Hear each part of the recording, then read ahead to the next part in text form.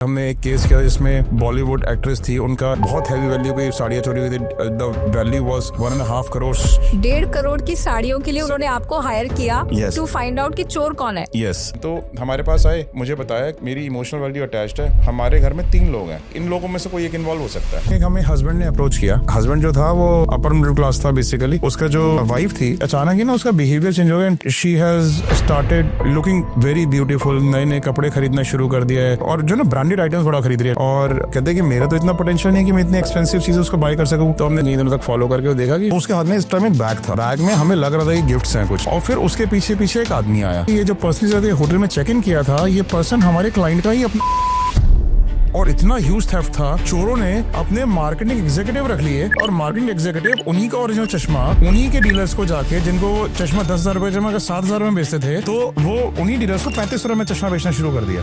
इतना rampant theft था। तो this was big theft, very big theft, very big. अब हमने क्या किया कि वीपी सिंह जो प्राइम मिनिस्टर थे, उनके एक बहुत करीबी के ऊपर इंटेलिजेंस ब्यूरो ने ही बगिंग की थी प्राइम मिनिस्टर्स ऑफिस में कि वो क्या कर रहे हैं, उनका सब कुछ अता पता करने के लिए। कई सीनियर गवर्नमेंट ऑफिसर्स इसलिए हमसे डीबगिंग कराते हैं अपने कैबिन्स में, अपने ऑफिसेज में, क्योंकि उन्हीं को ये लगता है कि हमारा दूसरा डिपार्टमेंट ने हमारे कैबिन में बग में लगाया हुआ। कोई मीडिया हाउस को भी ब्लैकमेल किया जा रहा था। हाँ, बहुत बड़ा न्यूज चैनल है वो। They were also being blackmailed. Blackmail for what? जो भी पर्सन को ब्लैकमेल कर रहा था, उनकी सीक्रेट इन्फॉर्मेशन थी। जैसे वो लोग ब्लैक मैजिक यूज करते हैं। ऐसा कोई केस जहाँ पर आपने बहुत हैरत अंगेज चीज पकड़ी हो? एक केस हमने किया जहाँ हमारी क्लाइंट का जो हस्बैंड था, उसके भाई की डेथ हो गई थी रिसेंटली। उसके बाद थोड़ा मेंटली डिस्टर्ब हो गया। अपने भाई से बड़ा प्यार करता था। उसके बाद कहना शुरू हो गया, हमारे जीवन में प्रलय आने वाली है, मेरी मौत बड़े करीब है, मेरी मौत इस दिन हो जाएगी, मेरे भाई की मौत हो गई है। हमने जो है उसको फॉलो करना शुरू किया। तो हम देखते थे कि वो ना पार्क में जाके एक पेड़ के नीचे बैठता था। पेड़ के नीचे जो बैठता था ना, वो हवा में बातें करता था। एक दिन जब हम उसकी वीडियो रिकॉर्डिंग बना रहे थे, उस वीडियो रिकॉर्डिंग में आया कि भाई तू जो कहेगा मैं करूंगा। तो वो बेसिकली ना अपने डेड ब्रदर से बात करता था।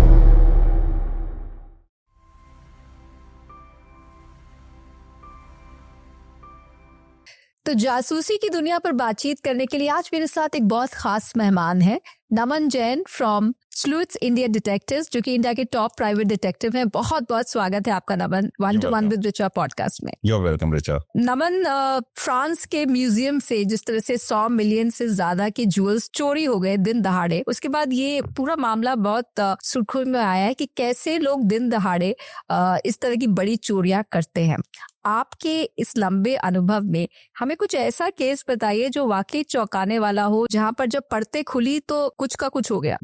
घर में जहाँ पर जो लोग खास तौर से गोल्ड में इन्वेस्ट करके रखते हैं, गोल्ड की ज्वेलरी अपने घर में बहुत एक्सेसिव अमाउंट की रखते हैं, ये ऐसे थेफ्ट्स जो हैं बहुत कॉमन है। अच्छा, कई केसेस ऐसे होते हैं इसमें चोरी होती है ना, वो सारी चोरी एक साथ नहीं होती, पिल्फरेज होती है basically. Pilferage in the sense की धीरे धीरे धीरे करके निकालते रहते हैं लोग, राइट। एंड जब धीरे धीरे करके ज्वेलरी निकलती है तो लोगों को बहुत टाइम बाद एहसास होता है कि हमारी ज्वेलरी निकल गई है। और ऐसे कई सारे केसेस में कभी हमने सर्वेंट्स को फाइंड आउट किया है कि दे वर इन्वॉल्व्ड, कभी घर के खुद के बच्चों को फाइंड आउट किया they were involved because they were into wrong company. कई बार हमने ये फाइंड आउट किया है कि one of the daughter in laws was involved because she didn't want the jewellery to go to another daughter in law. Oh my God, right. So ऐसे भी कई सारे केसेस किए। तो चोरी के जो थेफ्ट के केसेस होते हैं वो अलग अलग तरीके के केसेस होते हैं, और ऐसे बहुत सारे केसेस जो मेरे दिमाग में आते हैं वो बड़े इंटरेस्टिंग है, जिनको हम डिस्कस कर सकते हैं। एक बार हमने एक केस किया जिसमें बॉलीवुड एक्ट्रेस थी, उनका एक बहुत हैवी वैल्यू की साड़ियाँ चोरी हुई थी। The value was 1.5 crore. 1.5 crore की साड़ियों के लिए उन्होंने आपको हायर किया टू फाइंड आउट कि चोर कौन है। यस, तो इंटरेस्टिंग केस है वो भी। तो इसमें बेसिकली क्या था कि बॉलीवुड सेलिब्रिटी थी, वो हमारे पास आके कहती हैं कि लाइक उनके मैनेजर आए थे पहले, तो मैनेजर ने बोला कि हमारी मैडम है, वो डिस्क्लोज नहीं करते पहले कि they are talking about a celebrity. तो उन्होंने बोला कि हमारी मैडम की साड़ियाँ चोरी हो गई हैं। हमने इंटरेस्ट नहीं लिया केस में, हमने कहा कि साड़ियाँ चोरी का केस हम इतने लाइट केसेस नहीं लेते, हम वही लेते हैं हाँ जिसमें जो डैमेज है ऑफ वैल्यू है वो डैमेज हाई हो, तब तो हम ले भी सकते हैं। साड़ियों का थेफ्ट का केस क्या लेंगे, ठीक है। बेसिकली उन्होंने बोला, फिर उन्होंने बोला कि नहीं, मैडम की जो साड़ियाँ थी they were around 1.5 crore of rupees, they were original Patan Patola designs right. So and you know each sari was costing around 15 lakh of rupees, और वो उनके पास उनके जनरेशन से चलती आ रही थी, एंड शी वांटेड कि वो आगे जाके जो है अपनी जनरेशन में फर्दर उसको पास ऑन करें. रूम थी. हाँ, उनकी जो है इमोशनल वैल्यू अटैच थी उन साड़ीज के साथ. फिर उन्होंने बताया कि, और I am not talking about normal person, I am talking about a Bollywood celebrity. हमें लगा कि ठीक है, हाई प्रोफाइल मैटर है और वैल्यू केस की ज्यादा है, तो we can undertake this case. अच्छा, अब क्या होता है कि इस सर्कल में ना लोग पुलिस में नहीं जाते ज्यादातर. वो क्या करते हैं कि अवॉइड करते हैं मीडिया इशू की वजह से, कि अननेसेसरली मीडिया में लीक होगी, 10 बातें बनेंगी और सारी चीजें शुरू हो जाएंगी. तो अनलेस बहुत ज्यादा ग्रेव ना हो जाए ना, और उनको ये पता ना हो जाता कि वो डोमेस्टिक थेफ्ट है, तो वो क्या करते हैं कि वो प्राइवेट डिटेक्टिव्स को, रिलायबल प्राइवेट डिटेक्टिव्स को हायर करते हैं. तो हमारे पास आए, then we met this celebrity. तो उन्हें मुझे बताया कि नमन, मेरी इमोशनल वैल्यू अटैच्ड है. हमारे घर में 3 लोग हैं, और एक हमारा कुक है, एक हमारा सर्वेंट है घर का, ठीक है, और एक हमारा ड्राइवर है. ये 3 लोग हैं. और साड़ियां जो चोरी हुई है ना, मैंने अब रियलाइज करी, बिकॉज कबर्ड में एक जगह पे वो स्टैक रहती थी. जो हमारा सर्वेंट है घर का, क्योंकि सफाई वफाई करते हैं तो इनका एक्सेस उस जगह पे रहता है. और मैंने रियलाइज अब किया जाके, क्योंकि उनके तो यू नो वास्ट कबर्ड्स होते हैं, वार्डरोब इनकी बड़ी होती है इतनी कि उनको पता ही नहीं होता कि क्या क्या रखा हुआ है. One day she just realise कि हाँ, ये 15 साड़ियां उसमें मिसिंग है, ठीक है. जब वो साड़ियां उनको मिसिंग लगी, then it became an issue. अब वो हमारे पास कहते हैं कि भाई इसको पता करो कि किसने किया है, और यही इन लोगों में से कोई एक इन्वॉल्व हो सकता है. अब हमने जो है उसके बारे में पता किया, तीनों के हमने बैकग्राउंड चेक शुरू किए. हमने देखा, जब हम बैकग्राउंड चेक करते हैं, हम सारी ये चेक करते हैं कि भाई किसी ने अपने घर के लिए कोई नई चीज तो नहीं खरीदी है, कोई कहीं पर लैंड तो नहीं खरीदी है, कहीं sudden increase in bank balances तो नहीं है, जिन पर शक हो, ठीक है, या फिर कहीं पे कोई एक्स्ट्रावेगेंट लाइफस्टाइल में तो इन्वॉल्व नहीं है, किसी ऐसे पर्सन का तो अनसोशल एलिमेंट्स का लिंक में तो नहीं है, किसी से पर्सनल लिंक पे तो नहीं है जो चोरी का सामान खरीदता हो. तो हम हर किसी के बारे में इंक्वायरीज करते हैं. तो हमने हर किसी के बारे में इंक्वायरी करनी शुरू करी. तो हमें पता चला जो उनका सर्वेंट था वो ओडिशा से था, राइट. और जो सर्वेंट था उसकी वहां पे वाइफ थी, right. But then he was having an affair with another woman in the city, और वो जो है उसके ऊपर बहुत पैसे जो है खर्च भी करता था, and used to stay with that servant also. और थोड़ा सा रॉक किस्म का था, थोड़ा इसके फ्लैम्बॉयंट सा लाइफस्टाइल था उसका सर्वेंट का, जो कि नहीं होना चाहिए उस प्रोफाइल पे, ठीक है. तो हमने उसके ऊपर इन्वेस्टिगेशन शुरू करी. हमें लगा कि यही सस्पेक्ट है, हमें लगा कि शायद यही इन्वॉल्वमेंट हो सकती है, क्योंकि इसका लाइफस्टाइल ऐसा है थोड़ा सा. तो जब हमने उसके ऊपर इन्वेस्टिगेशन करनी फर्दर शुरू करी, डिटेल्ड इन्वेस्टिगेशन करी, तो हमने देखा कि इसका इन्वॉल्वमेंट नहीं लगा हमें, ठीक है. तो हमें लगा कि यू नो ये ऑल्दो ये रॉक तो है, ऑल्दो इसका एक्स्ट्रा मैरिटल अफेयर तो चल रहा है, फ्लैम्बॉयंट लाइफस्टाइल भी है, बट चोरी के मैटर जो ना हमारे को उसका कहीं पे भी इन्वॉल्वमेंट लगा. जब हमने उससे 4 और इन्वेस्टिगेशन करी, फिर हमने फर्दर इन्वेस्टिगेशन दूसरे सर्वेंट्स के ऊपर भी करी, कुक के ऊपर भी करी, ड्राइवर के ऊपर भी करी. जब कुक के ऊपर इन्वेस्टिगेशन कर रहे थे, ठीक है, तो हमें ये पता चला कि दैट यू नो उसके अकाउंट में अचानक से कहीं से पैसा आ रहा है. ये जो पैसा था, ये it was in few lakhs of rupees, right. So हमें लगा कि इसका जो है ये जो पैसा आ रहा है, ये अच्छा वो जो पैसा आ रहा था ना, वो एक उसी की कास्ट का कोई आदमी था, उससे आ रहा था, ठीक है. सो अच्छा, पहले वो पैसा नहीं आता था, ये लास्ट 6 मंथ्स में आना शुरू हुआ उसके पास पैसा. तो जब हमने ये इन्वेस्टिगेशन उसके ऊपर शुरू करी, तो हमने देखा कि किसी ज्वेलर से नहीं आ रहा, किसी ऐसे डीलर से नहीं आ रहा, किसी एक पर्सन से पैसा आ रहा है जो उसी की कास्ट का था. फिर हमने जिसके पास से उसके पास पैसा आ रहा था, उसके ऊपर इन्वेस्टिगेशन करनी शुरू करी. तो हमने देखा कि उसका गांव में उसका कजन है, लेकिन वो जो कजन है वो तो अपने बिलो द मीन्स रहता है, ठीक है. तो वो इतना पैसा उसके पास कैसे आएगा, और वो क्यों ट्रांसफर कर रहा है. फिर हमने उसके बारे में फर्दर इन्वेस्टिगेशन शुरू करी, सर्वेंट के बारे में. जब वो सर्वेंट कह रहा हूँ, उसके ब्रदर के बारे में हमने फर्दर इन्वेस्टिगेशन शुरू करी. जब उसके ब्रदर की हमने इन्वेस्टिगेशन करी, तो हमने देखा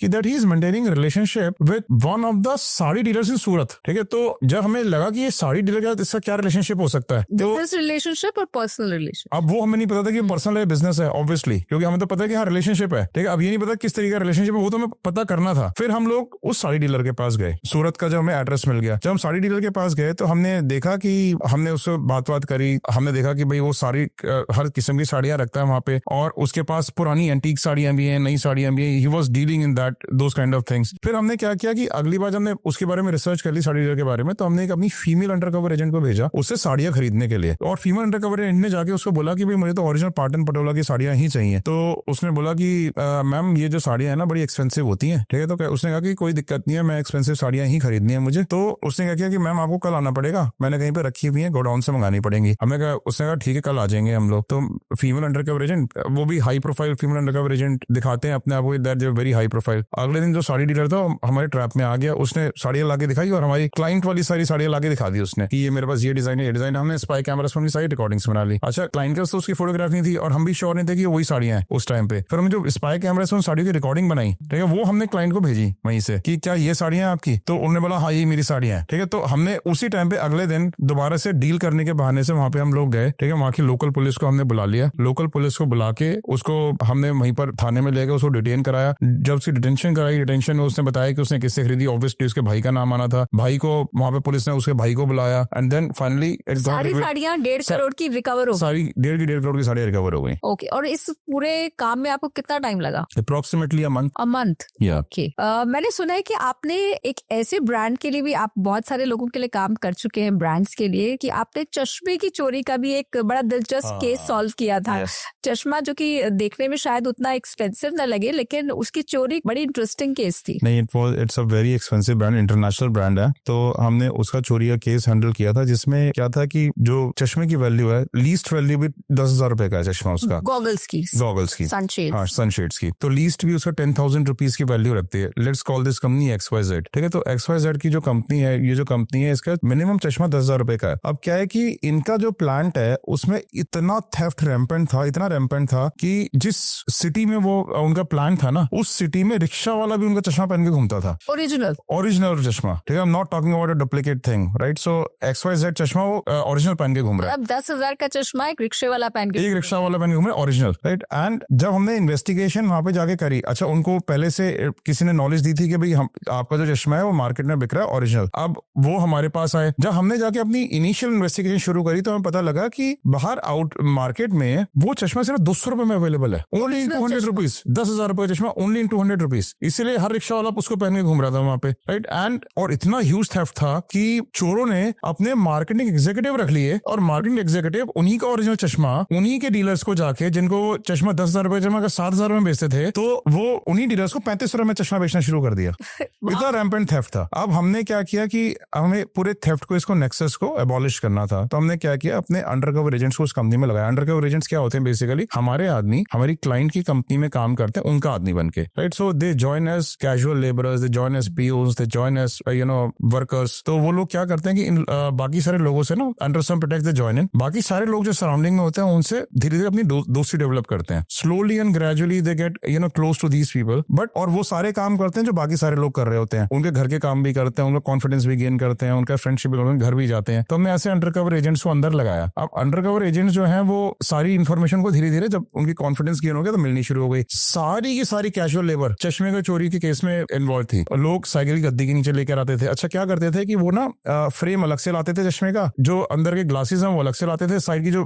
टेम्पल्स है वो अलग से लाते थे, और बाहर आके पूरी असेंबलिंग यूनिट्स बनी हुई थी, वो असेंबलिंग यूनिट्स में असेंबल करते थे, और लार्ज क्वांटिटी में थेफ्ट होता था। अच्छा और क्या था कि हमने ये सारा तो उनका मॉडस ऑपरेंडी की सिक्योरिटी को बाईपास करके कैसे बाहर लाते हैं। अच्छा पेन होती थी ना, पेन, कई लोग पेन के अंदर उसी साइड की टेम्पल्स डाल के ले आते थे, ठीक है। अलग अलग तरीके से लोग उसमें थेफ्ट में इन्वॉल्व थे। क्या होता है कि जब आप एक कंपनी में बहुत टाइम तक काम करते हो ना एज एन अंडरकवर एजेंट, और आप जब चोरों के घर जाते हो, ठीक है, तो वो आपको अपना फ्रेंड समझ के आपको घर में खाना भी खिलाते हैं, पानी भी पिलाते हैं, उनके अपनी फैमिली से ही मिलवाते हैं, because you are their friends, right. You tend to get close to them, right. So emotionally आप इन्वॉल्व भी आते हैं उनके साथ। बट अंडरकवर एजेंट का रोल तो एक्चुअली में डिटेक्ट करना ही होता है। तो हमने उनकी असेंबली यूनिट्स देखी जाके। अच्छा बाहर जो एक तो हो गई इंटरनल टीम जो अंडरकवर एजेंट्स बनकर काम कर रही है, एक होगी एक्सटर्नल टीम। एक्सटर्नल टीम क्या करती है कि मार्केट में कहाँ पे अवेलेबल है चोरी का, वो सारी ये डिटेक्ट करती है। अब हमने क्या किया कि जो अंदर से माल लाके बाहर असेंबल करते थे, एक्सटर्नल टीम ने उनके साथ डील्स करनी शुरू करी कि भाई हमारे को इतना माल खरीदना है, उतना खरीदना है, हमारे यहाँ पर शोरूम है, हम लोग यहाँ पर डिस्ट्रीब्यूट करते हैं। वहाँ की मैनेजमेंट भी कुछ हद तक इन्वॉल्व थी?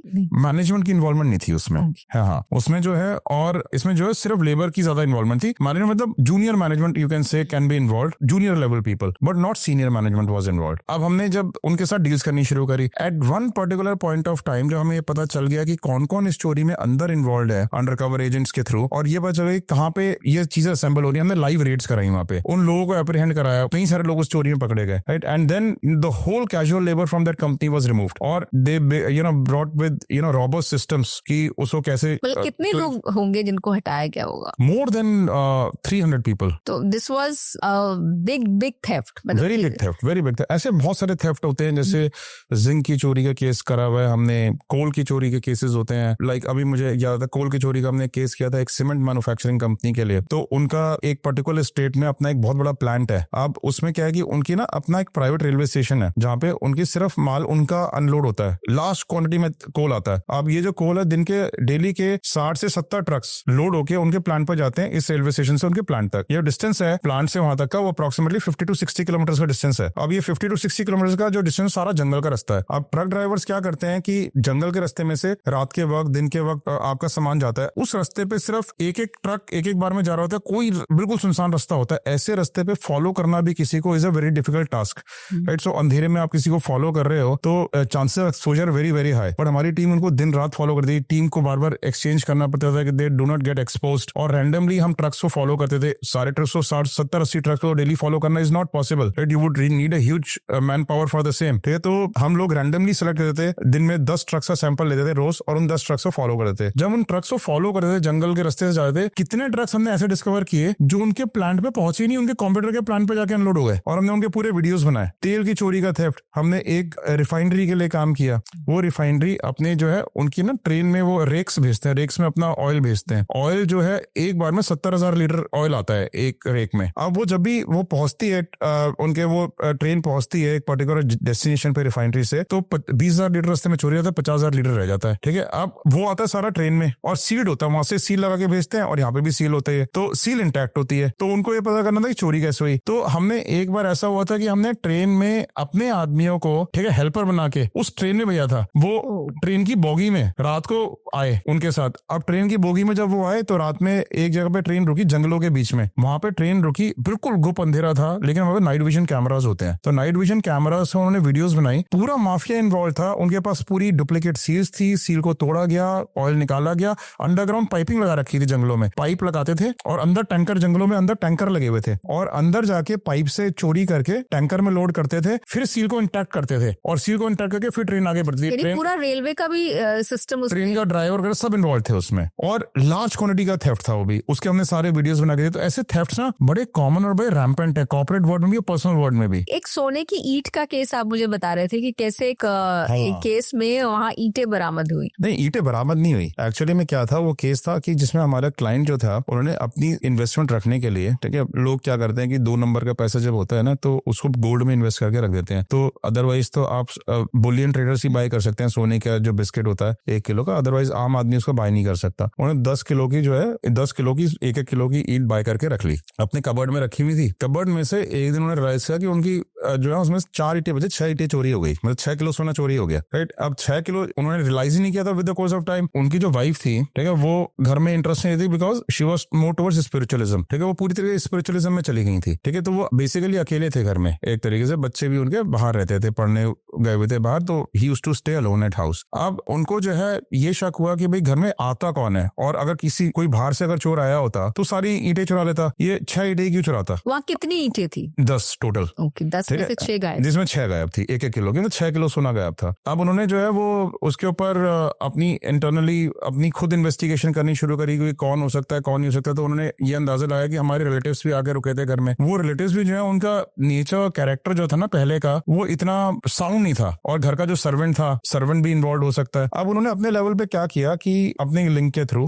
अपने सर्वेंट की तो उन्होंने खूब पिटाई करी, ठीक है। अपने कुछ अनसोशल लिंक्स होंगे, कहते हैं जी हमने तो उसको ब्लैक एंड ब्लू कर दिया अनऑफिशियली, पुलिस में भी नहीं लेके गए, और सर्वेंट कुछ नहीं बोला। सर्वेंट ने बोला कि भाई मैं तो जो है इसमें इन्वॉल्व हुई नहीं किसी भी तरीके से, तो मुझे इतना मार खाने के बाद तो कोई ऐसा हो नहीं सकता कि ना बोले कि भाई मैं इन्वॉल्व हूँ। अब मुझे अपने रिलेटिव्स के ऊपर शक है जो आए थे, आप रिलेटिव्स के ऊपर इन्वेस्टिगेशन करो। तो हमने क्या किया कि जहां पर वो चोरी हुई थी ना, वहां से हमने फिंगरप्रिंट्स लिफ्ट किए, क्योंकि वो एक जगह थी जहां पर हर किसी का एक्सेस तो होता नहीं है। या तो क्लाइंट में खुद का एक्सेस होगा उस जगह पे, या उसके जो क्लीन करना था सर्वेंट उसका एक्सेस होगा, या फिर उसका एक्सेस रिलेटिव्स का एक्सेस होने का तो वहां से मतलब ही नहीं है। तो हमने कहा कि हम ना फिंगरप्रिंट्स लिफ्ट करते हैं यहाँ से, अगर इस जगह पे आपके रिलेटिव से फिंगरप्रिंट्स मिल जाते हैं बाय चांस, तो वी कैन बी श्योर कि भाई आपके रिलेटिव्स की ने ही चोरी करी होगी। तो हमारे फॉरेंसिक एक्सपर्ट्स जो थे टीम के, उन्होंने वहां से फिंगरप्रिंट्स को लिफ्ट किया। अब टास्क ये भी था कि भाई उनसे जो है रिलेटिव से अब आप ओपनली फिंगरप्रिंट्स मांग नहीं सकते कि आप उनके ऊपर शक कर रहे हो कि हम आपके चोरी का शक है। तो हमने कहा आप रिलेटिव्स को अपने घर बुलाओ, ठीक है, और हम जो है ना उनके जिन ग्लासेस जो वो जिसमें भी आप पानी वगैरह दोगे, हम उसमें से उठा लेंगे। नॉर्मल मेथड है ये उठाने का फिंगरप्रिंट्स। तो उन्होंने वैसे ही किया, उन्होंने घर पे एक दिन बुला लिया किसी बहाने से, और हमने जो है जो भी उन्होंने चीजें यूज करी, यूटेंसिल्स यूज किए, ग्लासेस यूज करी, वो उठा लिया। वहां से हमने फिंगरप्रिंट्स को लिफ्ट कर लिए, और जो सैंपल्स हमारे को वहां से मिले थे, तो वहां से जो सैंपल्स मिले उसमें भी हमने फिंगरप्रिंट चेक कर लिए। हमने दोनों की मैचिंग करी, जो इनके रिलेटिव्स थे इनके फिंगरप्रिंट्स की और जो हमारे को वहां से मिले थे उन सारे सैंपल्स की हमने आपस में डेवलप करके मैचिंग करी। तो मैचिंग करी तो हमारे को रिलेटिव से फिंगरप्रिंट्स तो नहीं मिले,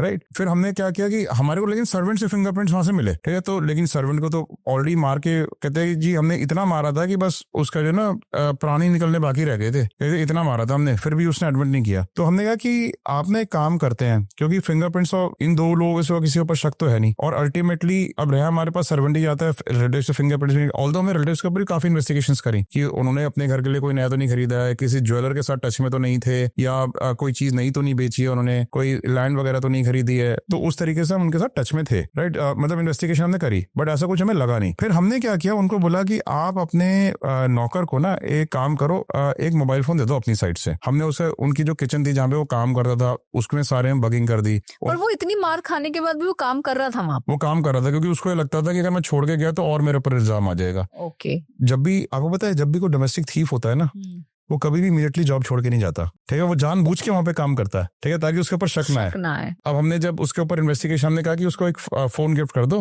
with a bug loaded in that phone. तो उसने उनको एक फोन दे दिया यूज करने के लिए। ये लोग अनएजुकेटेड होते हैं, पता तो होता नहीं इनको कुछ। तो फोन में क्या था कि हमने एक ऐसा बग डाला था जिसके थ्रू वो फोन पे जो भी बात करता था वो रिकॉर्ड हमारे क्लाइंट के पास आ जाती थी, और जितने भी वो मैसेज भेजता था वो भी सारे आ जाते थे, और वो फोन कहीं भी रखा होता था तो उस फोन के चारों ओर जो बात चल रही थी वो भी सुन सकते थे। जब उसकी बातें सुनी हमारे क्लाइंट ने, देन दे एक्चुअली रियलाइज्ड कि वो जो पर्सन था सर्वेंट ही उसमें इन्वॉल्व था, और उसने जो गोल्ड की ईंटें चुराई थी वो अभी तक कहीं भी बेची नहीं थी। उसने गांव में ले जाके अपनी जो उनका जो एरिया जहाँ पे वो रहता था उसके आगे बहुत बड़े बड़े लॉन्स थे, उन लॉन्स में एक पेड़ के नीचे गाड़ा हुआ था। And then we recovered it from him after listening to his voices. But इतनी मार खाने के बाद भी उससे बोला नहीं। ये तो चीजों की चोरी के किस्से हो गए नमन, लेकिन कुछ मामले ऐसे भी होते हैं जहाँ पर आप रिलेशनशिप्स को इन्वेस्टिगेट करते हैं अपने क्लाइंट्स के लिए। हमें कोई ऐसा किस्सा बताइए जब आप खोजने कुछ निकले थे और निकला कुछ और। एक्चुअली में क्या होता है, ये तो ना बड़ी आम डिस्कवरीज होती हैं, क्योंकि basically truth is stranger then fiction. जो आप स्ट्रेंजेस्ट ऑफ द थिंग्स सोचते हो ना अपने लाइफ टाइम में, जो आपने मूवीज में देखी होती हैं, वो हम लोग रोज अपने प्रोफेशन में रियलिटी में देखते हैं। जो कल्पना से जो कल्पना से भी परे हो। लोगों को शायद ये विश्वास भी ना हो कि हम किस तरह की लाइफ जीते हैं, बिकॉज आम आदमी की थिंकिंग की से ना या इमेजिनेशन से बियॉन्ड चीजें हम लोग हैंडल करते हैं। तो डिस्कवरीज जो होती है ना वो बिल्कुल अलग हो सकती हैं। लोग ये सारी चीजें शायद फिल्मों में देखते आते हैं, बट हम रोज जीते हैं इस चीज को, तो हमें मालूम है कि व्हाट एग्जैक्टली हैपेंस। सो ऐसे तो बहुत सारे केस होते हैं जिसमें आउटकम डिफरेंट होता है, बट अभी ऑफ हैंड जो मुझे केस याद आ रहा है वो ये था जिसमें हमें हस्बैंड ने अप्रोच किया। हस्बैंड जो था वो मिडिल क्लास था, अपर मिडिल क्लास था बेसिकली। तो उसका जो वाइफ थी वो अचानक से काफी सालों का relation, she was good at home. वो कहते हैं कि सारी जगह ध्यान भी रखती है, मेरा भी ध्यान रखती है, she is very caring for the kid, she is very caring for me, everything is good. But मुझे इस बात से सस्पिशन होता है कि अचानक ही ना उसका बिहेवियर चेंज हो गया इन टर्म्स ऑफ कि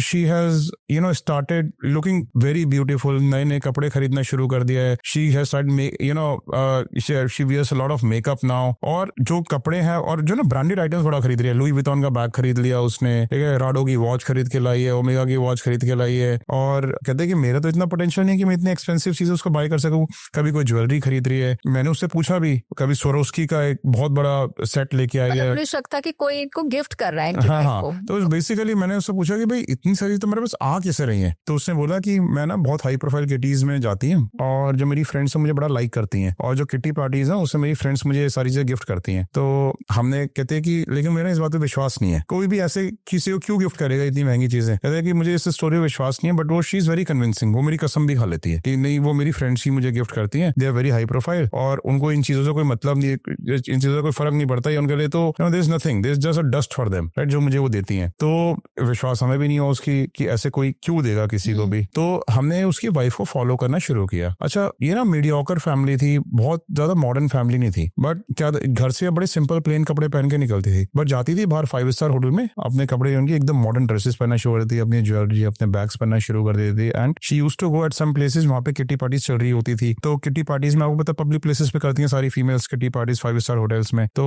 आप देख सकते हो दूर बैठ के कि भाई वो क्या क्या वहां पे चल रहा है। तो हमने किटी पार्टीज के कई वीडियोस बनाए, तो कई सारी किटी पार्टीज अटेंड कर दी। उसकी महीने में कम कम से कम 7 या 8 किटी पार्टीज होती थी, हाउसवाइफ थी, तो हमने सारी किटी पार्टीज अटेंड करी कई दिनों तक फॉलो करके देखा कि नॉर्मल जैसे सब गेम्स खेल रही, सब गेम्स, सारी हाई प्रोफाइल गर्ल्स थी, लेडीज थी, दैट वी एडमिट, ठीक है, बट देन कोई भी चीज ना इसको कोई भी लेडी को गिफ्ट नहीं कर रही है। जैसे लोग तंबोला खेल रहे हैं तो ये पैसे भी अपने ही दे रही है, कोई फ्रेंड इसको कोई गिफ्ट नहीं दे रही है, कोई एक्स्ट्रा फेवर नहीं दे रही है, अपना कॉन्ट्रीब्यूशन जो उस किटी में देना चाहिए अपना कॉन्ट्रीब्यूशन भी उस किटी में दे रही है और वहां पर बैठी हुई है। तो हमने सारे वीडियोस बना लिए उसके। अब हमें लगा कि यहाँ पर तो कुछ वो इसका वो है नहीं। फिर ऐसी जो है हम इसको एक दिन फॉलो कर रहे थे, तो एक दिन हमने जब फॉलो किया इसको, ये 5 स्टार होटल में ऐसे ही गई, 5 स्टार होटल में गई तो वहां से ऐसे अपने कपड़े चेंज करके निकली, तो कपड़े चेंज करके दूसरे 5 स्टार होटल में चली गई वहां से। और इस टाइम पे ना वो थोड़ी सी ज्यादा ग्लैमरस थी, ज्यादा ज्वेलरी और शॉर्ट क्लोथ्स पहने हुए थे उसने एंड ऑल दैट, और वो दूसरे होटल में चली गई। अब हम दूसरे होटल में गई तो होटल के अंदर चेक इन करके चली गई अकेले। अब आप रूम एरिया में तो जा नहीं सकते, आप देख नहीं सकते भाई किसके साथ है, तो we waited outside to come. हमें लगा यहाँ पर भी किट्टी होगी और क्या होगा। जब वो बाहर आई तो उसके हाथ में इस टाइम एक बैग था, ठीक है, बैग में हमें लग रहा था कि गिफ्ट्स हैं कुछ, ऐसा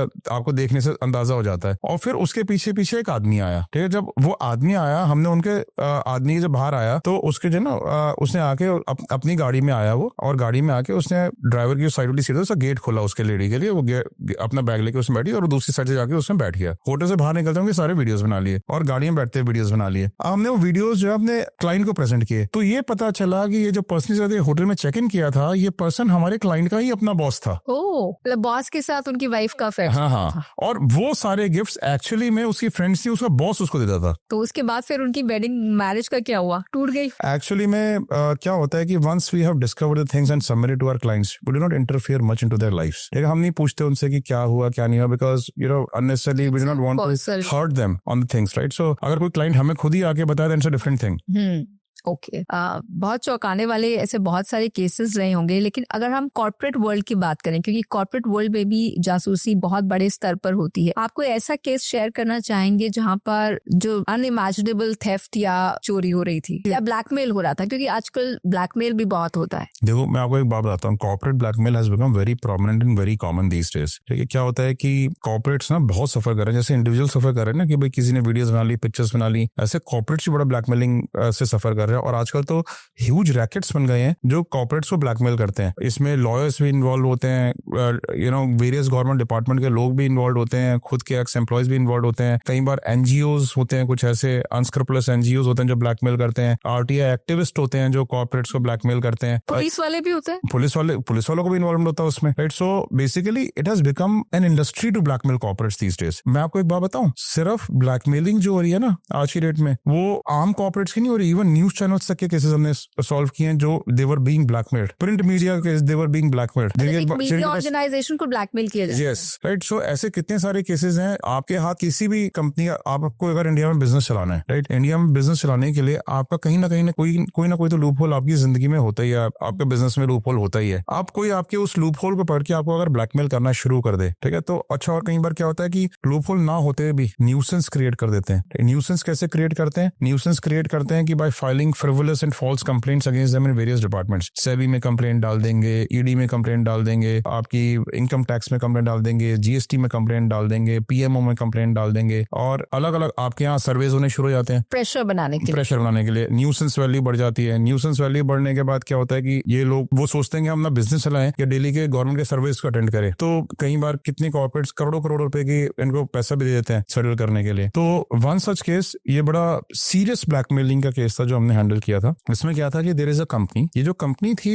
बेसिकली इनका इनकम टैक्स की रेड हुई। इनकम टैक्स की रेड होने के बाद इनकम टैक्स चले गए, तो जो उनका असेसमेंट ऑफिसर था उसने उनके ऊपर कई 100 करोड़ रुपए का क्लेम बना दिया कि भाई आपकी इतनी करोड़ की पेनल्टी है, ठीक है, और ये जो है आपने जो भी अपने सिस्टम में आपने ये चीजें गलत करी हैं। अब इन्होंने क्या किया कि इनके जो ऑडिटर्स थे वो बिग फोर्स थे। इनके ऑडिटर्स ने बोला कि जो इनकम टैक्स ने जिस सेक्शन के ऊपर ये पेनल्टी आपको बनाई है, it is not made out, हम इसको फाइट करेंगे। इसमें जो है आप अच्छा, इनको जो है ना, जब इतनी ह्यूज पेनल्टी इन्होंने देखी तो इनको ये लगा कि शेयर मार्केट में इनका प्राइस, शेयर्स का भी प्राइस डाउन जाने लगा। इनको लगा कि हमें फास्ट चाहिए कुछ, हम जल्दी से इसको रिजॉल्व कर सकें। इतने में एक पर्सन ने इनके एक सीनियर एम्प्लॉय को कॉन्टेक्ट किया। उसने बोला कि भाई मैं आपका मैटर सॉल्व करा सकता हूँ, आप मेरे सोर्सेज हैं इनकम टैक्स में। और उन्हें बोला कि जो रेडिंग पार्टी आई थी ना, रेडिंग पार्टी में एक पर्सन है, वो जो है वो हमारे साथ है, और मैं आपकी उससे भी बात करा सकता हूँ, and will get this matter resolve for you. अब वो जो रेडिंग पार्टी का इंडिविजुअल था, ठीक है, इन्होंने उस पर्सन की इससे एक सेक्युलर प्लेस से मीटिंग भी करा दी, तो वो रेडिंग पार्टी में एक्चुअली में था, राइट। सो अब इन्होंने क्या किया कि इनको विश्वास हो गया उसके ऊपर, इन्होंने कहा कि भाई हम लोग आपसे 20 करोड़ रुपए लेंगे, 20 करोड़ रुपए में हम आपका सारा मैटर सेटल करा देंगे, I will advise you step to step कि इससे कैसे वो करना है। अब इनको विश्वास हो गया, इन्होंने उनको 10 करोड़ रुपए की कंसल्टेंसी फी दे दी। 10 करोड़ रुपए इन्होंने फिर क्या किया कि उनसे डॉक्यूमेंट्स मांगने शुरू कर दिए, आप ये डॉक्यूमेंट भी दे दो, ये डॉक्यूमेंट भी दे दो, ये डॉक्यूमेंट भी दे दो। उन्हें सारे डॉक्यूमेंट्स इन गुड फेथ उनको अपनी सारी कंपनी डॉक्यूमेंट्स देने शुरू कर दिए। अच्छा, अब क्या हुआ कि इतने में ना पहली हियरिंग आ गई ITAT में, जो इनकम टैक्स ट्रिब्यूनल होता है, उसमें जब इन्होंने बिग फोर्स ने फाइट किया, ठीक है, तो पहली ही हियरिंग में जो उनका फाइन था 50% वहीं पर ही कर दिया, ठीक है। सेटिंग हो गई थी, सेटिंग हो गई थी या नहीं हो गई तो नहीं कह सकता, बट उनके उसके बेस पे, मेरिट्स के बेस पे ही उनको 50% का फाइन वेव ऑफ कर दिया, ठीक है। तो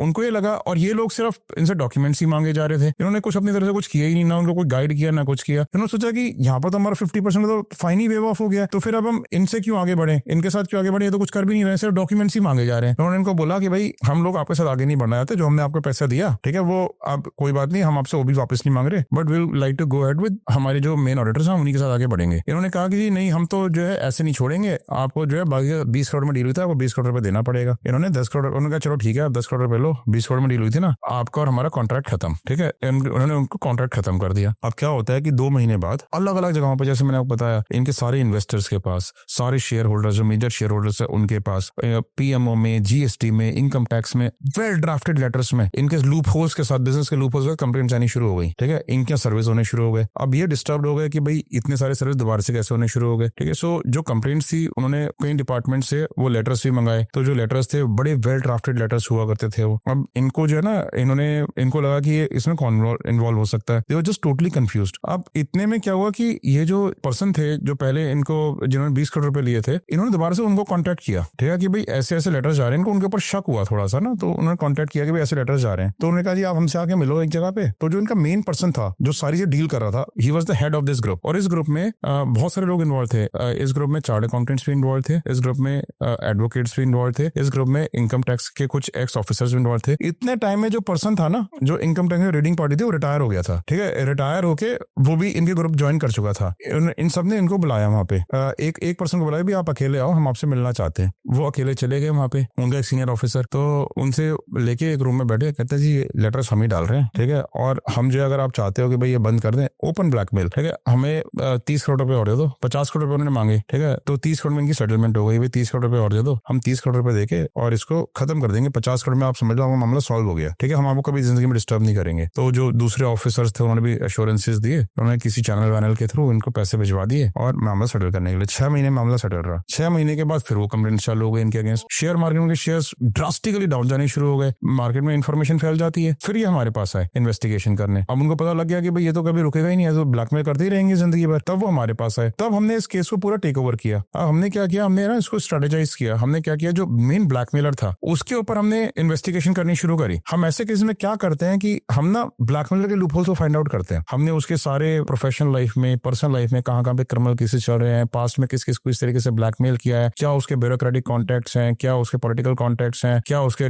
वेरियस गवर्नमेंट डिपार्टमेंट में कॉन्टैक्ट्स हैं, उसके कहाँ पर उसने अपने इलीगल एसेट्स बना रखे हैं, वो उसकी पर्सनल लाइफ में क्या लूप होल्स हैं। तो बेसिकली हर चीज हम उसके बारे में पता करते हैं, एक 360 डिग्री चेक उसके ऊपर करते हैं to find out his loopholes. हमने उसे सारे लूप होल्स निकाले, ठीक है, और फिर हमने क्या किया कि हमने कहा इनको, हमने उनके जो रिप्रेजेंटेटिव्स थे, हमने कहा आप उनसे आगे दोबारा डील करो। They were not meeting him again, कि उनको ज्यादा शेयर नहीं देना चाहते। तो हमने उनके कोर्ट में, जैसे मेरा ब्लेजर है, हमने स्पेसिफिकली उनके कोर्ट्स ऐसे डिजाइन कराए जैसे हमने स्पाई कैमरास लगाए विच कैन नॉट बिल्कुल भी विजिबल नहीं थे। हमने उनके थ्रू ब्लेजर्स में कैमरास के थ्रू उनकी रिकॉर्डिंग्स करी। रिकॉर्डिंग्स करके जब वो मिलने गए उन्होंने बातचीत करी, फर्दर पैसे डिमांड किए, उसकी सारी चीजों की हमने रिकॉर्डिंग्स बनाई, उनके एविडेंसेस इकट्ठे किए। ये लोग बड़े शातिर होते हैं, ये ना पूरी चेकिंग वेकिंग करके अंदर भेजते थे कि मोबाइल फोन भी आप बाहर रखते हो, ये भी चीजें, और पूरी चेकिंग करके अंदर लेके आते। तो उनको ये पता ही नहीं चला कोर्ट में कैमरा है, ठीक है। तो हमने सारी अंदर की रिकॉर्डिंग्स बनाई। फिर हमने इनको बोला कि भाई आप एक जगह पर डील करो। हमने एक फार्म हाउस पे इनकी डील कराई। फार्म हाउस में उन्होंने बोला भाई आप जो है, उन्होंने बोला कि हम आपको चलो आज 1 करोड़ रुपए शुरुआत किया था, अभी फिलहाल के लिए बंद कर दो, बाकी हम आगे सेटल कर लेंगे। तो उनके मन में लालच आ गया। तो हमने इतने में क्या किया, यहाँ पे पुलिस को अपने कॉन्फिडेंस में लिया। पुलिस को कॉन्फिडेंस में लेके उनके अगेंस्ट ऑफिशियल एक कंप्लेंट फाइल कराई। कंप्लेंट फाइल करके और हमने कहा कि जी आज रेड करनी है इनके ऊपर जाके।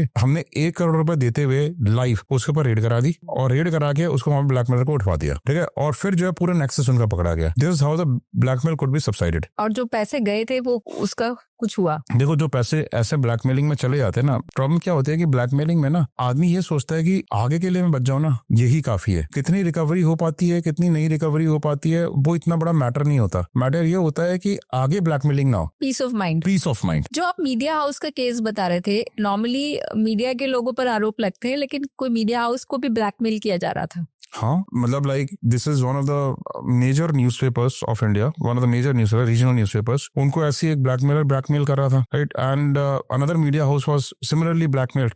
बहुत बड़ा न्यूज़ चैनल है वो, they were also being blackmailed, right. Blackmail for what? Blackmail because उनके जो भी पर्सन को ब्लैकमेल कर रहा था उनकी सीक्रेट इन्फॉर्मेशन थी, राइट। जैसे एक ये मीडिया हाउस था जिसका न्यूज़ चैनल, इनका जो एक्स डायरेक्टर था उस मीडिया हाउस में, ठीक है, he was gaining a lot of money through अनस्क्रूपुलस sources. इन्होंने शेयर होल्डर भी था, मतलब गलत तरीके से।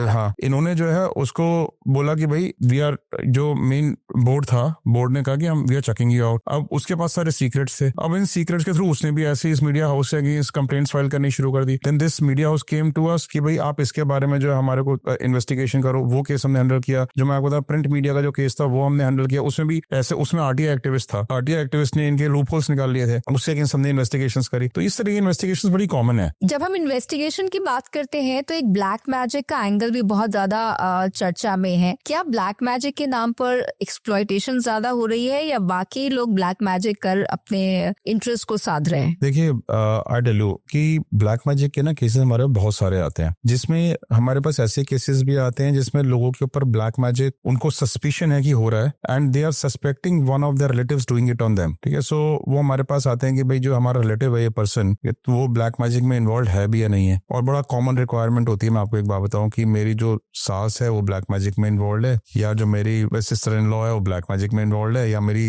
डॉटर इन लॉ है वो ब्लैक मैजिक में इन्वॉल्व है। ऐसे केसेस जो है बड़े सारे आते हैं हमारे पास, और आप फाइंड आउट करके बता दो जी वो ब्लैक मैजिक में इन्वॉल्व है भी या नहीं है। तो और हम इन्वेस्टिगेशन, हमारा काम है इन्वेस्टिगेशन करके पता लगाना कि भाई किसी तांत्रिक के साथ, किसी अघोरी के साथ, किसी बाबा के साथ, किसी कल्ट स्पिरिट के टच में है या नहीं है, या कोई ऐसी कोई तांत्रिक एक्टिविटी में इन्वॉल्व है या नहीं है। तो हम पता लगा के बताते हैं। जो लोग क्लीन है उनको बताते हैं भाई क्लीन है, जो लोग नहीं क्लीन है उनको हम बताते हैं कि भाई हाँ, हमें पता चला है कि ऐसे ये एक्टिविटी में इन्वॉल्व है। जहाँ पे लोगों को अपने घर में इस तरीके की एक्टिविटीज दिखाई दे रही हैं कि उनके यहाँ ब्लैक मैजिक हो रहा है, ठीक है, and they have come to us to find out कि व्हाट एग्जैक्टली इज इट, ठीक है। वो प्रैक्टिकल होते हैं लोग, और जहाँ पे हमने एक्चुअली में डिस्कवर किया कि it was just an exploitation, right, and it was not actually black magic. तो ऐसे कई सारी हमारे पास केस स्टडीज हैं, बड़ी इंटरेस्टिंग केस स्टडीज हैं ये वाली। एक केस स्टडी मैं आपको बताता हूँ जिसमें हमने एक ऐसे क्लाइंट के लिए इन्वेस्टिगेट किया जहाँ पे उसको लगता था कि उसकी मदर इन लॉ उसके ऊपर ब्लैक मैजिक कर रही है, and how we found out that she was doing black magic और नॉट, ठीक है। और फिर मैं आपको केस स्टडीज बताऊंगा वो वाली जिसमें एक्सप्लॉयटेशन था, black magic was just an exploitation. तो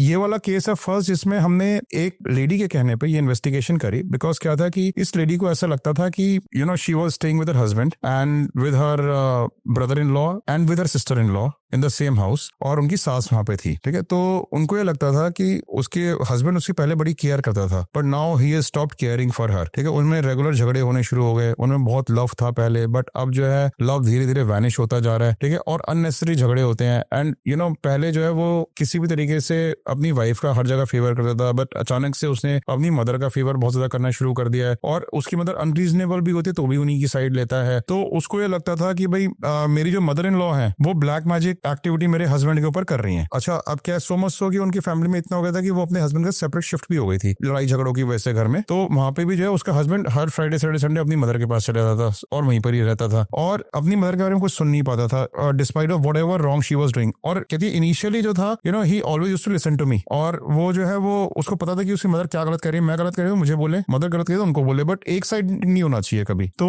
कहते हैं कि मुझे ऐसा लगता है कि मेरी जो मदर इन लॉ है ना और मेरी सिस्टर इन लॉ, मतलब जो दूसरे ब्रदर की वाइफ है, ये दोनों मिलकर मेरे हस्बैंड को ब्लैक मैजिक कर रही हैं। अब वो आएंगी भाई आप पता करो कि वो ब्लैक मैजिक में एक्टिविटी में इन्वॉल्व है या नहीं है। अब हमने पता करना शुरू किया कि भाई वो किसी भी तांत्रिक के साथ, किसी भी अघोरी, किसी बाबा, किसी कल्ट स्पिरिट के टच में है नहीं है, तो हमें नहीं मिला, कोई ऐसा टच नहीं मिला उनका। अच्छा, हमने कई दिनों तक उनको फॉलो भी किया कि जैसे क्या होता है, फुल मून नाइट्स होती है, नो मून नाइट्स होती है, जहाँ पे ब्लैक मैजिक एक्टिविटीज ज्यादा होती है, कुछ तिथियां होती हैं जिसमें ब्लैक मैजिक एक्टिविटीज ज्यादा होती हैं। उन तिथियों पे हम फॉलो करके उनको ये देखते थे कि भाई वो किसी ब्लैक मैजिशियन से मिलने तो नहीं जा रही है, किसी वुडू स्पेशलिस्ट से मिलने मिलने तो नहीं जा रही हैं। तो हमने कहा कि ऐसी भी कोई उनकी हमें मूवमेंट नहीं मिली। अब वो बड़ी सर्टेन थी कि नहीं ये ब्लैक मैजिक कर ही रही हैं। हमने कहा कि इसको ना किसी और तरीके से कुछ अनकन्वेंशनल तरीका अपनाते हैं इसको चेक करने का। हमने क्या किया कि हमारा एक इन्वेस्टिगेटर था, ही इज नाउ एक्सपायर्ड, बड़ा तेज था वो इन्वेस्टिगेटर। तो कहा कि सर मैं जाता हूँ इस केस को मैं डिटेक्ट करके आऊंगा। तो मैंने कहा ठीक है। कहते कैसे? कहता कि मैं ना साधु बाबा बन के जाऊंगा। तो उसने क्या किया कि पूरा वो साधु बाबा का टायर लेके आया। ये बेसिकली अच्छा क्या होता है कि क्योंकि बॉम्बे में फिल्म इंडस्ट्री लोकेटेड है, बॉम्बे का केस था ये, बॉम्बे फिल्म इंडस्ट्री लोकेटेड है सारी, तो वहाँ पे ना आपको इन सब चीजों की ड्रेसेस आराम से मिल जाती हैं। तो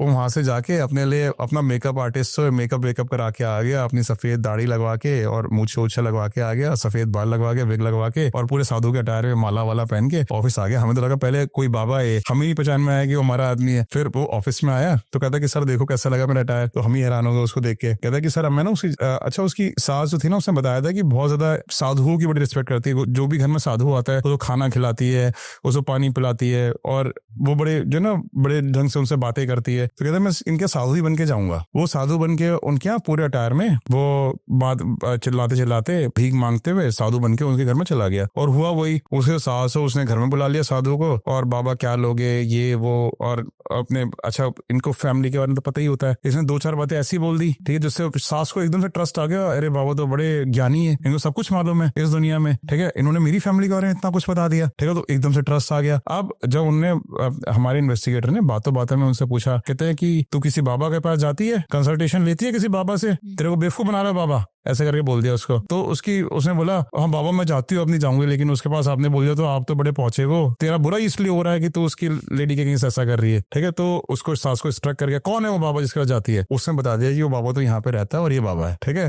तो उस तरीके से हमें पता चल गया मैजिक हो रहा था। हाँ मतलब she was going to that baba, ठीक है, she was consulting with baba. अब ब्लैक मैजिक हो रहा था नहीं, मैं तो कमेंट नहीं कर सकता, हमारा काम ये पता करना नहीं था ब्लैक मैजिक हो रहा है नहीं, हमारा ये काम था कि whether she is consulting with any kind of tantrik और not, and she was doing that which we found out through this unconventional method, right. So चल गया। तो बेसिकली इन्वेस्टिगेशन में क्या होता है ना, हिट एंड ट्रायल आपको कई चीजों में करना पड़ता है, कोई ना कोई स्ट्रेटेजी आपकी वर्क कर जाती है। तो दिस वाज इंटरेस्टिंग केस जिसमें हमने फाइंड आउट किया कि ब्लैक मैजिक में वो इन्वॉल्व थी या नहीं थी। अब मैं आपको बताता हूँ वो वाले केसेस जिसमें वी फाउंड आउट कि black magic was just an exploitation of people. बड़े इंटरेस्टिंग केसेस हैं। एक केस हमने किया जहाँ पे हमारी क्लाइंट का जो हस्बैंड था, ठीक है, वो उसके भाई की डेथ हो गई थी रिसेंटली, और जो भाई की डेथ हुई थी वो उसके बाद थोड़ा मेंटली डिस्टर्ब हो गया, अपने भाई से बड़ा प्यार करता था। अब वो जो ना वो आके उसके बाद कहना शुरू हो गया हमारे जीवन में प्रलय आने वाली है, मेरी मौत बड़े करीब है, मेरी मौत इस दिन हो जाएगी, मेरे भाई की मौत हो गई है, ठीक है। और वो देखते थे कि भाई वो हवा में ना अपने आप ही बातें करता रहता था,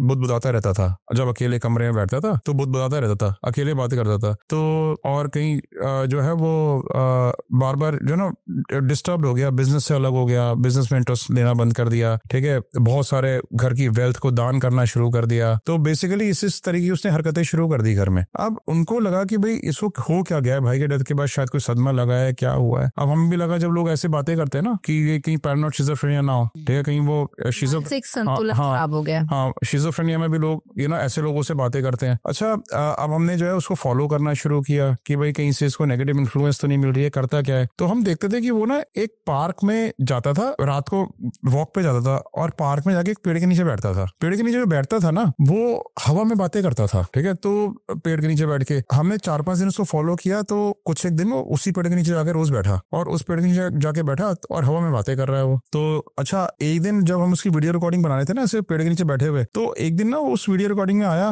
कि भाई तू जो कहेगा मैं करूंगा, ठीक है। तो वो बेसिकली ना अपने डेड ब्रदर से बात करता था और वो डेड ब्रदर से बातें करता था। अच्छा अपनी वाइफ को भी ये बताता था, कहता है कि जो मेरा भाई है ना वो मेरे पास आता है, ठीक है, और वो मुझे बताता है कि हमारी जिंदगी में प्रलय आने वाली है, मैं भी ऐसी जाने वाला हूँ, ठीक है। और वो सारी बातें मुझे मेरी सब कुछ सच सच बताता है मेरा भाई, ठीक है। जो सिर्फ उसकी और मेरे बीच की बातें थी सिर्फ वो सारी बातें मुझे बताता है। तो वो मेरा भाई ही है जिससे मैं बातें करता हूँ, ही इज कॉन्टेक्टिंग मी, ठीक है। तो और कुछ नहीं बताता क्योंकि उसको लगता है कि मेरे घर वाले मुझे पागल समझेंगे, इससे वो बताता ही नहीं था कुछ घर पे। अब हमने उसको जो है वो जब हम उसको पार्क में देखते थे तो हमने जब 4-5 दिन की उसकी वीडियो रिकॉर्डिंग बनाई ना तो हमारे हमने जब वीडियो रिकॉर्डिंग से ऑब्जर्व कर रहे थे, वो हवा में बातें कर रहा था पेड़ के नीचे बैठ के, तो हमने देखा कि जैसे आप मोबाइल फोन में जेब में रखते हो, तो जब आपके मोबाइल की लाइट जलती है तो आपकी जेब से जली हुई लाइट दिखाई देती है ना, तो उसकी ना जेब से जली हुई लाइट दिखाई देती थी। ठीक है, तो हमने देखा कि इस टाइम पे इसका मतलब इसका मोबाइल यूज में है। ठीक है, जिस टाइम पे ये हवा में बातें कर रहा है। अब हमने उसके ना मोबाइल की हिस्ट्री निकाली, उसके वाइफ से बोला कि भाई आप इसका मोबाइल चेक करो, तो हमने देखा कि वो ना एक नंबर पे कंटिन्यूसली बात कर रहा होता है। हाँ, फिर हमने ध्यान से ऑब्जर्व किया कि वो हवा में बातें नहीं कर रहा होता, उसने एयरपोर्ट्स लगाए होते थे। ठीक है, उन पे बातें कर रहा होता था।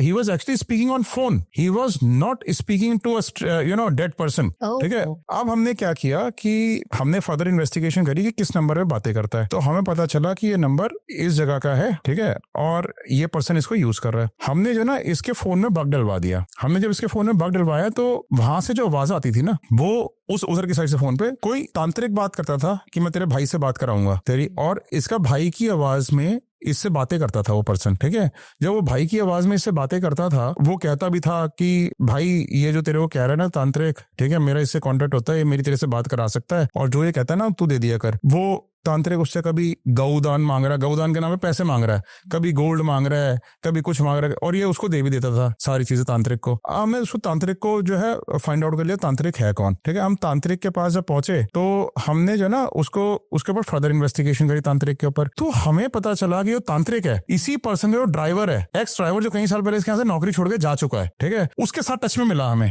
ठीक है, अब हमने जब फर्दर इन्वेस्टिगेशन करी, हमने पुलिस को अपने कॉन्फिडेंस में लेके इनको एक वाइफ की साइड से फाइल करा के कंप्लेंट फाइल करा के इनको दोनों को उठा लिया। तो वहां पे आके पता चला कि ये जो एक्स ड्राइवर है, ये क्योंकि गाड़ी में साथ ट्रैवल करता था, इसको सब कुछ मालूम था कि ये ब्लैक मैजिक में, अकल्ट साइंस में बड़ा बिलीव करते हैं। तो उसने क्या किया, ये जो तांत्रिक था इसका दोस्त था, इसने इसको तांत्रिक बना के इसकी लाइफ में इम्प्लांट किया। ये तांत्रिक था भी नहीं, और क्योंकि ड्राइवर को इसके भाई के बारे में, इसके रिलेशनशिप के बारे में, गाड़ी में जाते बात करते रहते, ड्राइवर के सामने सारी बातें मालूम थी, वो इस तांत्रिक को फीड करता रहता था कि वो ऐसे करता था, वो ऐसे करता था।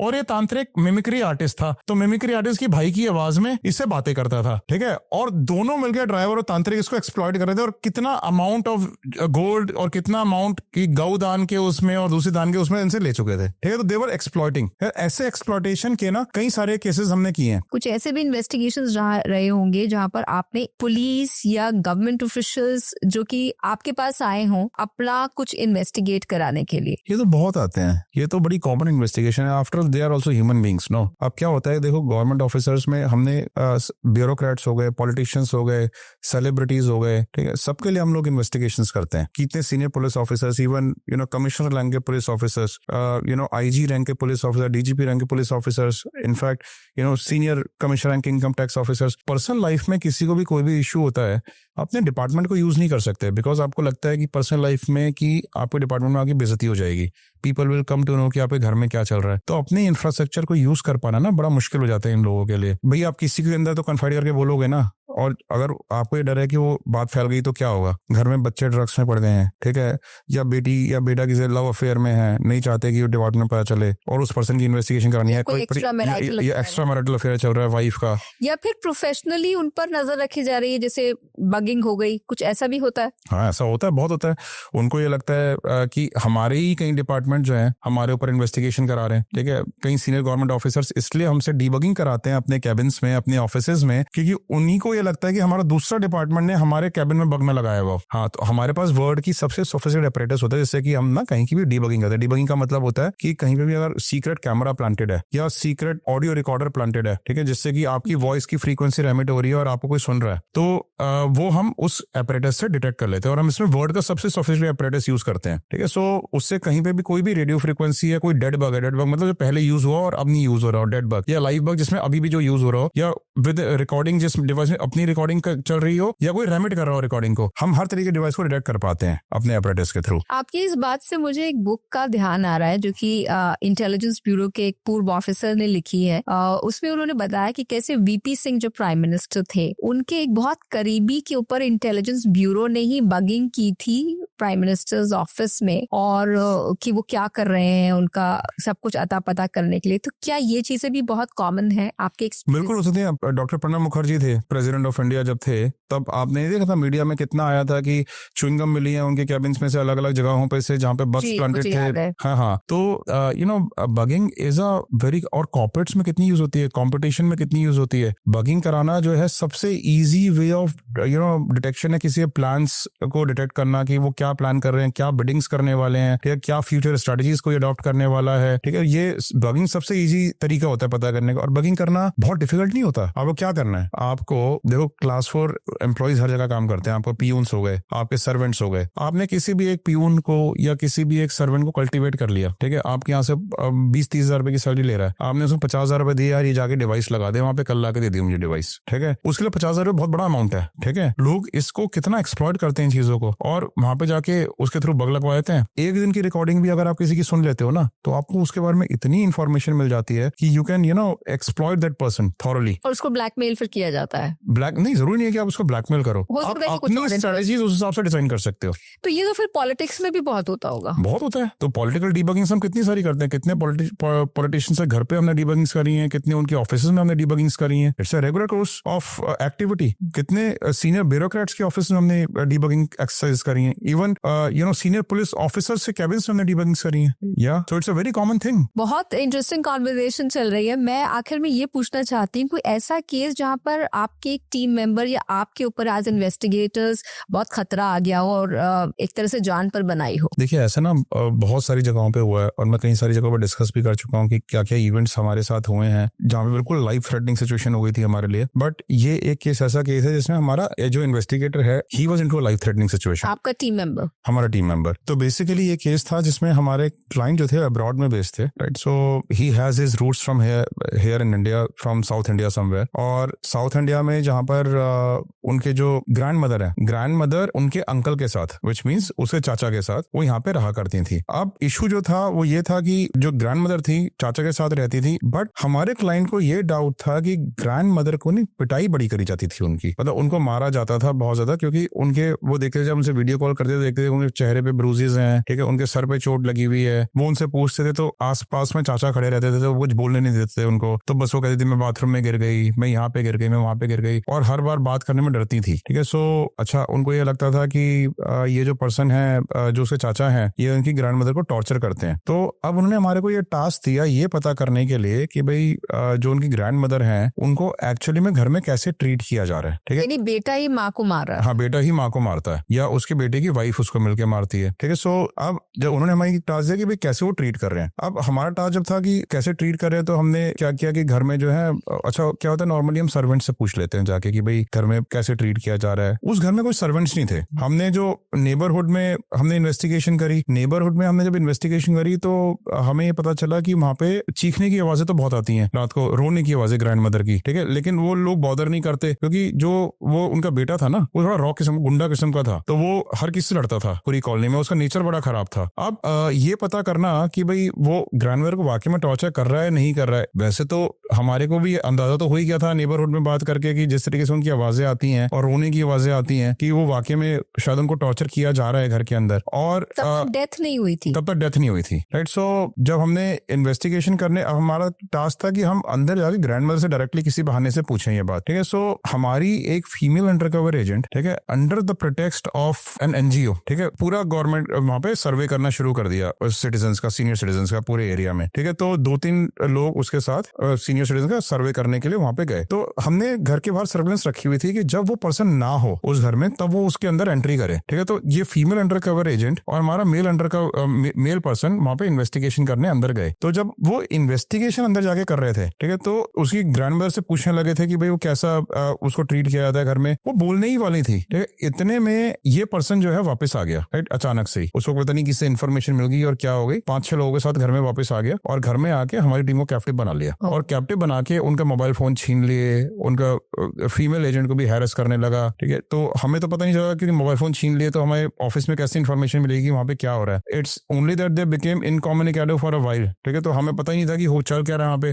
कई बार आप जब इंक्वायरीज करने जाते हो तो आपने फोन खुद भी स्विच ऑफ कर देते हो, ठीक है, तो क्योंकि कि कोई किसी का फोन ना आ जाए। तो हमें लगा कि नॉर्मल कोर्स में फोन स्विच ऑफ किया हुआ होगा, तो हमने भी उसको इतना बॉदरेशन नहीं लिया। लेकिन जब वो वापस आए वहां से तो उन्हें पूरी स्टोरी बताई। उन्हें बताया कि सर उन्हें हमारे सारे फोन छीन लिए, हमारी सारी चैट्स को स्टडी किया, लेकिन लेकिन हमारे एजेंट्स जो होते हैं ना बड़े तेज होते हैं, वो लोग कोई भी अपने ऑफिस से कम्युनिकेशन उसमें स्टोर नहीं रखते, और एनजीओ के साथ जो गए थे पूरा अपनी कवर स्टोरी प्रिपेयर करके जाते हैं। वो एक्चुअली में एनजीओ छूटे कैसे उनके चंगुल से? वो जब तक उनको शाम तक उनको बिठा के रखा, ठीक है, उनकी हर तरीके से इन्वेस्टिगेशन करते रहे, उनके घर में फोन किए, उनके रिश्तेदारों को फोन किया, सबने ये बोला कि हाँ ये एनजीओ में काम करते हैं, एनजीओ में काम करते हैं। फोन करने के बाद एक दो हमारे जो मेन इन्वेस्टिगेटर को दो तीन थप्पड़ ही मार दिए उन लोगों ने मिलके, ठीक है। हाँ, तो फिर जो है वो, लेकिन उन्होंने रिवील नहीं किया कि वो कहाँ से आए हैं।